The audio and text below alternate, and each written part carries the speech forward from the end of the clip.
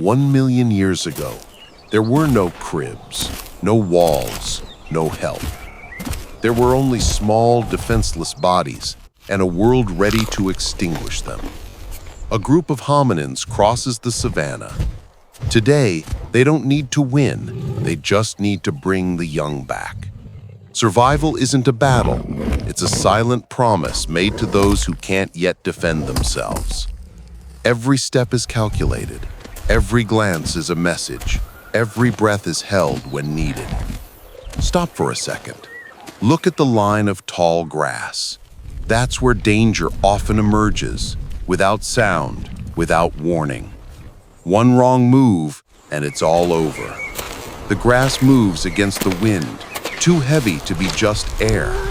Something is following the group, and the adults know it before they even see it. The birds fall silent. The wind changes smell, carrying something acrid, of meat, of predator sweat. An adult raises his arm. Stop. The young are pushed to the center, tight like a living knot. Here, protection begins with a simple but inflexible rule. The young never stay outside, never exposed, never last. Each adult knows their place and moves without speaking, like pieces of a single organism breathing together. Hands touch, bodies brush. That's how they communicate position and intention. Quick question.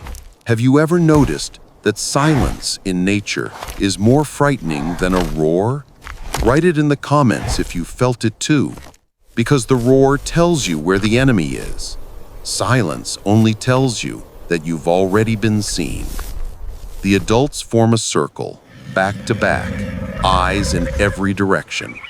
It's not heroism, it's geometry. If a predator attempts to attack, it must choose a target protected by two others, and often that doubt is enough to make it hesitate. The circle tightens, expands, breathes like a living wall. No one commands, but everyone knows. No one speaks, but everyone understands. Feet move in sync, as if they were a single body with many legs. Strength isn't in the individual, it's in the impossibility of breaking the circle. Detail that changes everything. The circle isn't for fighting, it's to avoid being separated. Separation is death. A single isolated individual becomes prey in seconds. The predator knows this and always seeks the weak, the slow, the distracted. But inside the circle, there is no weak. There is only the group. Hunger, however, pushes them to risk. One breaks from the circle and runs to a tree, breaks off a heavy branch, brandishes it like a club. It's not a perfect weapon, but it's a clear message. You're not the only one who can strike. Hard wood can break ribs, shatter jaws, leave scars the predator will remember. And the predator knows it. It has felt pain before, and the memory of pain is a powerful deterrent. A stick won't kill a hyena, but it makes it think twice. And twice here is enough. Now comes the cruelest part. Defending the young means choosing the terrain, not the strength.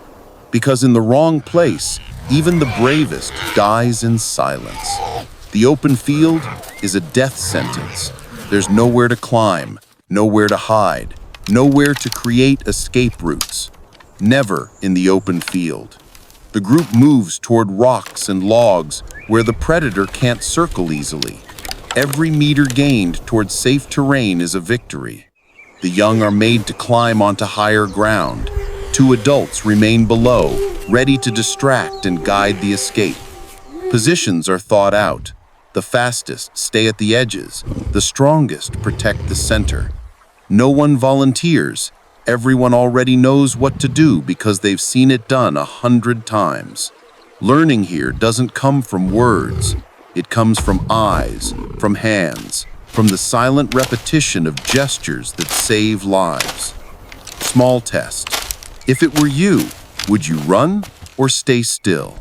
In most cases, the right answer is still, but ready. Write it in the comments, run or still. Because running triggers the hunting instinct, staying still confuses, and confusion sometimes is the only weapon of the weak against the strong. Here's the trick. You don't need to defeat the predator, just make it hesitate. Short shouts, strikes on the ground, stones thrown more for noise than precision. Sound becomes an invisible but real barrier. A predator accustomed to silent hunting, when it finds chaos and resistance, often seeks easier prey. Defense here isn't spectacular, it's strategic, calculated, ruthless in its simplicity. You don't seek confrontation, you seek abandonment. You want the predator to think it's not worth it. Listen carefully. The moment you think you've won is when you make the most fatal mistakes. Security is the prelude to death, because the predator never truly abandons. It follows, it waits, it studies. And when you lower your guard, when you think you're safe, that's when it strikes. If every step forward costs pain, the predator retreats half a meter, and that half meter is life. That half meter is the time to climb onto a rock, to reach a log, to form the circle again. Victory here isn't killing, it's gaining seconds. And those seconds accumulate until they become another night survived, another day lived, another sunset seen together. Every second torn from death is another second to teach, to learn, to transmit. Don't miss this. The real weapon here is memory. The elders remember the traps, the safe paths, the right hours. They know that certain places are cursed, that certain shadows hide fangs, that certain times of day are more dangerous than others. The path near the water attracts teeth. So they drink in turns, one at a time, while the others watch. The young learn without lessons. They copy postures, timing, silences. They observe where the adults place their feet, when they stop, when they accelerate. That's how culture is born even before words. You don't need to explain danger, you just show it. And the young one who learns today will be the adult who protects tomorrow. Knowledge here isn't theory, it's survival codified in gestures, transmitted through imitation, reinforced by fear. Final strike. When darkness falls, safety is height. If there are trees, they climb. If there's a wall, they lean against it. The group becomes a fortress. Night amplifies every sound, transforms every shadow into a threat. But height gives advantage. The predator must climb, expose itself, lose the element of surprise. The young in the center between warm bodies and controlled breaths. No one sleeps deeply. They sleep in shifts, with eyes opening at regular intervals. Even in sleep, the group remains vigilant. Even in rest, protection never stops. One watches while the others close their eyes. And when that one tires, another takes their place. Key moment. 5 words that saved lives. Protection, group, memory, height, calm. Repeat them. They are the formula for survival. They're not abstract concepts. They're concrete actions, repeated every day until they become instinct. And if the predator doesn't leave, they stay still, conserve energy, wait for dawn. Because 1 million years ago, defending your young didn't mean winning a battle.